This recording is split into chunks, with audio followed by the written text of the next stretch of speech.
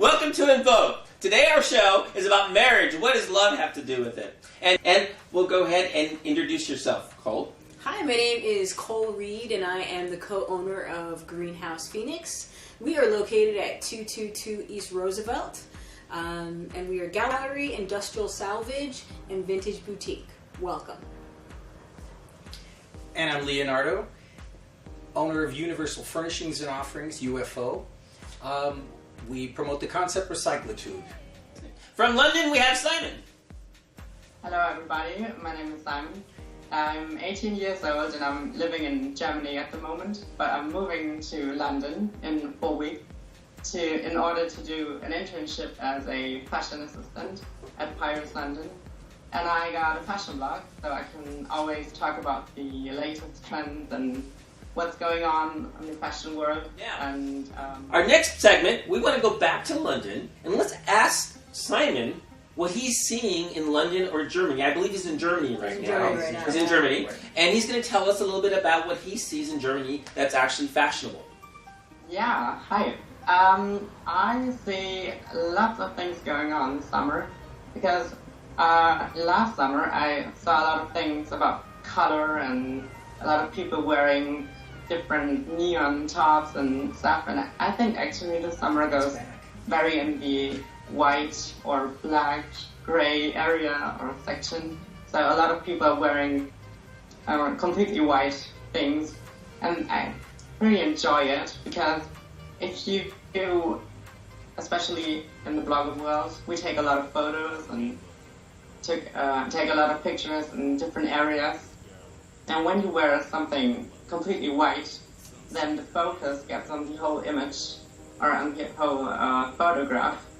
So I pretty enjoy that trend at the moment. Simon, how do you think social media is affecting fashion? Half a year ago, we didn't have videos on Instagram, and now everyone's posting video on Instagram. So I think that changes very fast, and so you can not see the image, but you can see a whole video, for example, of the new collection when someone's sitting like a show in Paris or Milan or London and is taking a video, and it will be at the exact time. So I think that it's very influencing and very important. So Simon, you do think it's influencing fashion? There's a point actually, because especially in the blogging world, you get very successful if you have good photographs. That's interesting to really understand about an interesting point about what's going on with fashion and blogging and how that's being influenced by social media. Everywhere like that. Yeah. Yeah, I mean, it's amazing because, when we were younger, we didn't have those issues. A text message, we didn't have, video. Do you remember those little cameras that would take 2 weeks to get your film back? Saturday mornings with Elsa Clinch. Oh my God, you're older than me. Anyway, so now, in our show, we always like to have a discussion. This show today, we're going to be talking about marriage and relationships. And it's an odd conversation because we all have them, but we never always think about them. Okay, we sometimes I think we go in relationships vicariously. First, talk about relationships. In the gay world and in the straight world, relationships are no different in my mind. Do you guys think that there are any differences between the two? Love is love. Yeah. Love is love? Yeah, love is love.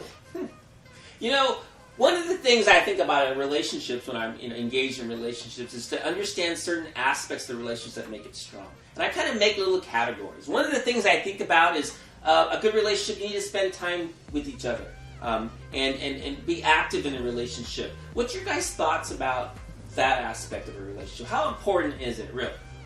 Well, for me, I think that equal time together, no matter what you're doing, is so important, but also you can't sacrifice who you are. And if you've got a great partner, they don't want you to.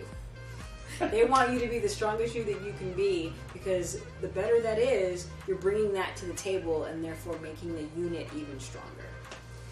I think there's a lot to learn about a healthy relationship, and it's important to have many of them. I think that's what we've got to learn maybe in the gay community, is just to have different kinds of relationships. When you mean a lot of relationships. I'm like, what do you mean by a lot of relationships? You know, well, are you talking monogamy? Are you talking monogamy, polygamy? No, people getting to know each other. Different kinds of relationships. Beautiful. We don't have to think automatically what we think. You know, one of the things that I think about sometimes in relationships is that sometimes that it's hard to get over people's flaws. You know, you're in an active relationship, things are perfect, but, you know, they're like 7.2% correct in being perfect, okay? And it's the last 2.321 that causes the problem. So what do you guys think about accepting your partner's flaws? How important is it to you? I know you're married, and we're going to talk about that for a second. So what's your philosophy on that? For me, the first thing I do is accept my own flaws. Because before you start saying, oh, you know, the person I'm with is so great, but they've got these flaws, oftentimes what we don't do is accept our own flaws and look what that's at. So I try at this stage of my life to work with I sentences. And, you know, once again, it's balance, it's give and take. And I'm willing to learn about my wife as much as possible, as often as I can, because she's an evolving person, thank God. So what we think is, oh, this is going to be the same as it is 15 years from now. I hope not. So that's my take. That's good. I hope not. And I think it depends on how much you want the relationship to work. I mean, if you want it to work, you're going to make it work. And there's a lot to accept. Nobody's perfect. You know, that brings up conflicts, okay, and conflict resolution. You know, I'm a IT project manager by profession. I set up IT all over the world. And one of the things that we deal with is something called conflicts and risks and managing a project. Well, that's no different than a relationship. So it brings up to my mind, how do we deal with conflicts with our partners? Duct tape. Duct tape. I'm just kidding. Lots of it. I don't really use duct tape. She does. Oh, yeah. Leonard, what do you think about conflicts in relationships? Well, they're going to happen. They have to happen. I think that's part of how you get to know each other. The good and the bad. But again, if you want it to work, you're going to make it work. You know, that kind of brings up a funny subject. And that is like, well, what if it doesn't work? Do you have to be afraid of ending it? Or is ending it just a natural part of relationships? Or is ending it the prologue to continuing it? You know, having a discussion, not being afraid of it. You know, I think for me, too many people go into relationships so fast that they're not thinking about or taking their time with the dating process. So ending it is, of course, just an option. But when you enter something like a marriage, opposed to, you know, oh my God, you're my boyfriend or my girlfriend, it's a very, very different form of commitment. So for us, communication. We went into it going, you're stuck with me, so we better learn to communicate as much as we can. And not that saying ending it could be a bad thing, but you have to, I think, do a lot more work before you enter that relationship. Because of course it's going to end if the person that, if all you know is, oh, your favorite color is red and maybe you like Mondays more than you like Sundays. It's not a really good foundation for that relationship, you know. So start off having a good foundation, and then from there you're going to want to keep it solid. You know, it kind of reminds me of something. When I first came out, I actually liked lesbians better than I liked gay men. Okay? Because lesbians were like, you know, every time they would meet and hook up, like they were married the next day. Okay? It's like they have a date and the next day you see them moving back. Okay? And so... That's not always true. Stereotype. Well, I just don't know. Leonard, what do you think about ending it? What's your thought? I mean, it's... just let me know. Well, it's important in honesty to know when it is time. And that's usually something you can even figure out ahead of time. Because something just shouldn't go on if it's not working. And really, if it's demoralizing, you really can't fake love. If it's not love anymore. Yeah. You should stay together for the kids or the pets. That's right, the kids. The pet, maybe. You know, one of the things that I always didn't quite understand, and it's not just long distance relationships, but it's maybe I shouldn't see you tomorrow, or maybe we should spend some time apart from each other. Not because we should, because maybe it's okay to spend time apart from each other. Maybe it's going to work on a travel trip. What's your guys thinking? Do we always have to touch each other and know each other? Do we always have to text each other 24/7? What does that signify in your mind? Know each other, yes. That's key. Knowing each other, yes. But knowing how each other maneuvers, how each other works, that's part of the growing process and respecting each other. That's getting to know someone. Well, I don't mean to get all Dr. Phil, and I can't speak for everyone's relationship, but I know in my relationship, my wife, takes a business trip or a trip to see her family by herself. More stories, more things to bring back, and the same vice versa. Sometimes she doesn't want to go where I'm going. So we have that kind of relationship where she can say, you know what, I don't really want to go, but I will drop you off at the airport. Distance is good. It's going to happen. So you've got to deal with it and make it work. The fascinating thing that I think people don't realize is that the most exciting part of a relationship is the introduction in a relationship. It's just meeting somebody for the first time. The excitement you have of them telling you stories, talking about things that you didn't know about each other, finding out things that they've done in the past that was kind of cool. And if people can repeat that in a relationship, what's the difference? Because it's the same excitement, that you have of hearing new things, of going on a trip. Well, my wife is also my girlfriend. I'm serious. I mean, it's I. My wife, my girlfriend, my best friend. And so for us, that's what keeps it interesting. You don't have to just put your person in a box. And that's what works for us. Don't put your person in a box. You want to change it up? Make your husband your boyfriend for a weekend. I don't know. As long as you don't have an actual different boyfriend. Don't get yourself in trouble. But, change it up, and that'll completely change how you look at each other. Creativity is a big part of it. Yeah, hands down. Stay fresh. That brings up the next subject matter. Why have a relationship if it doesn't have an endpoint?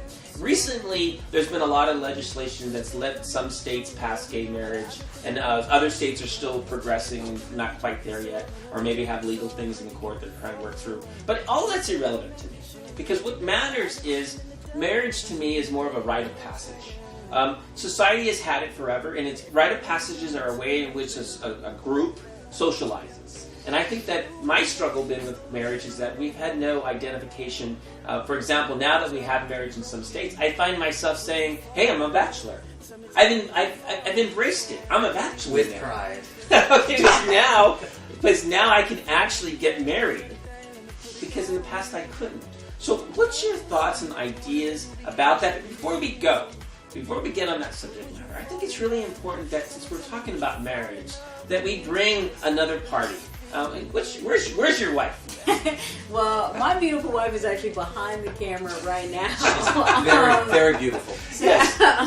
So let's take a minute and let's bring her on the stage and let's have this discussion with our full family. Okay? So give us a minute. Okay. So now we've come back and we switched our stage. And we're going to have our happy couple. What I would like to do is for them to talk a little bit about their relationship, how they met, what motivated them, more importantly, to get married. I mean, what was it in your mind? Okay, because, being in a gay relationship has never had that opportunity. So I'd like to hear what was going through your mind through that stage. Why did we get married? Where did you get married?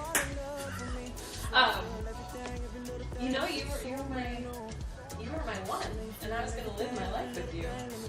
We actually got married. We had a wonderful celebration here in Arizona, next door at Mont Orchid, our second favorite art gallery. All of our family and friends came down, and it was that taking the time to acknowledge our commitment to each other in front of the audience of our friends and family. Oh, we had a party. Oh, yeah. One of the things that fascinate me about us having this talk is that we're having this talk. 30 years ago, when I first came out, I didn't ever envision that ever happening. In fact, it was one of the things that made me decide whether I was going to come out or not. And children was another one, whether I would have them or not. And so I'm asking you that question. What is it about children that you would want or not want? Or is it your stage of your life where you just don't think it's important? Oh, we're definitely excited to have a kid. Are you serious? Absolutely. And have you thought of the different options that are possible?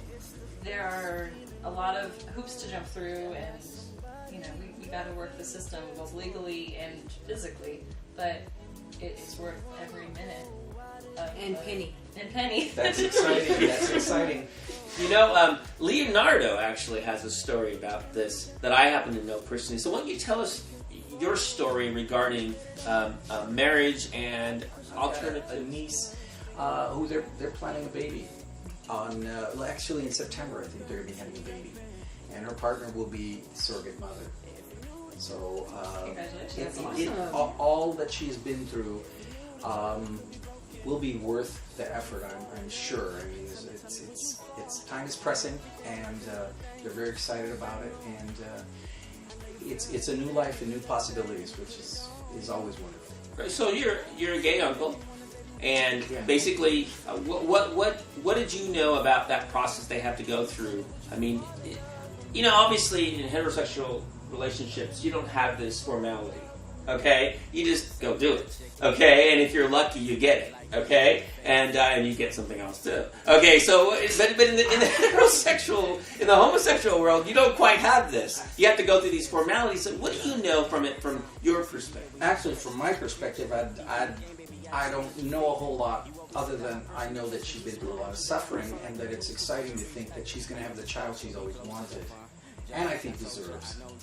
What I'd like to say on my part is that I feel that I was kind of cheated by not being able to see the possibilities of a fuller life, you know, of having a partner that I could marry, and seeing the future be something that we could celebrate like everybody else.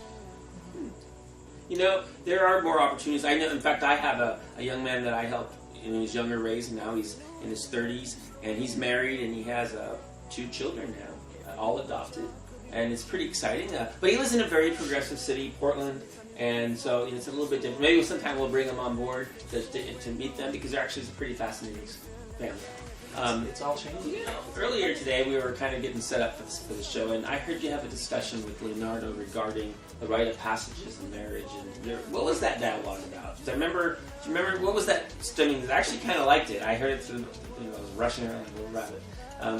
Do you remember about Rite of Passage in marriage? And I love ritual. I love the ritual of Sunday brunch.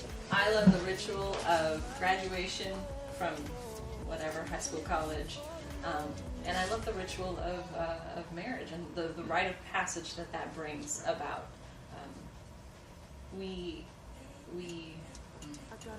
See, that was the thing that I really found important, and where I think that we've been missing as a social group. And there's no denying that we are a social group. You can't say that we're not. Whether people say it's 10%, 12%, 2%, I don't care if it's 0.0%. We're a common people who have common interests. As artists, we're artists first, okay? And we just happen to be gay, okay? And we're musicians first, and we just happen to be this. We're people first, and we just happen to be that. And that's kind of where I come from, and that's why the socialization part of marriage has been so important. I don't know if I'll ever get married, you know, because I don't know. You know, I'm not putting it off the table. I'm not putting it on the table. But, you know, now that I've, you know, spent 30 years trying to become a bachelor, I'm loving it. The gay bachelor. The gay bachelor, yeah.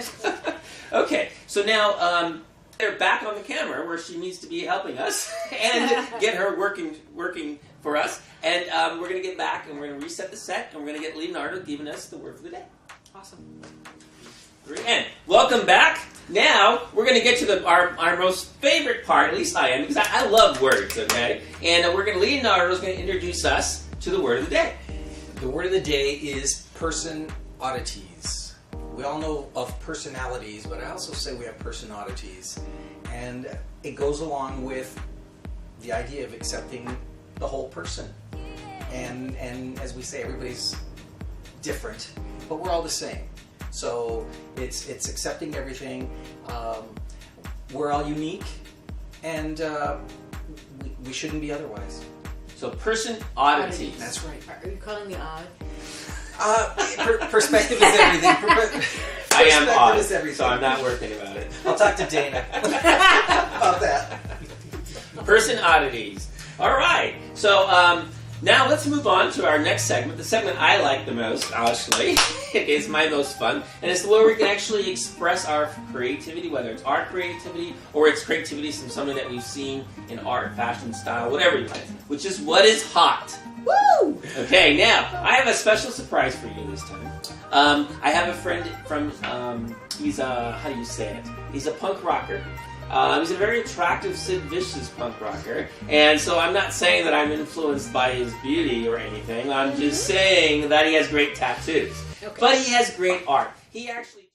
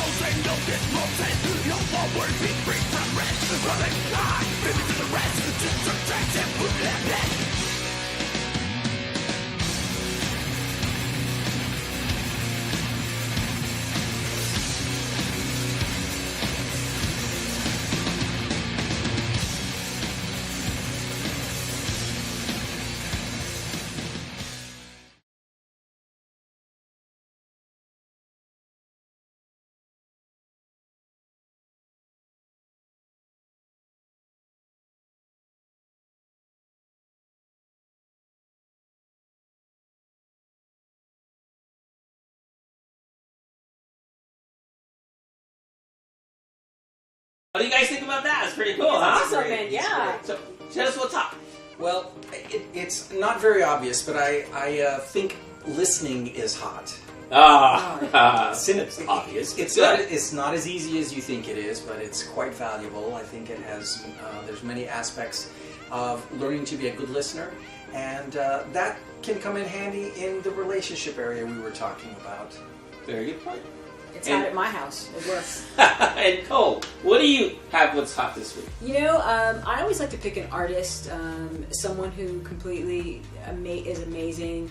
For me, Bill Hemphill, who did actually our table and part of our set design. Great.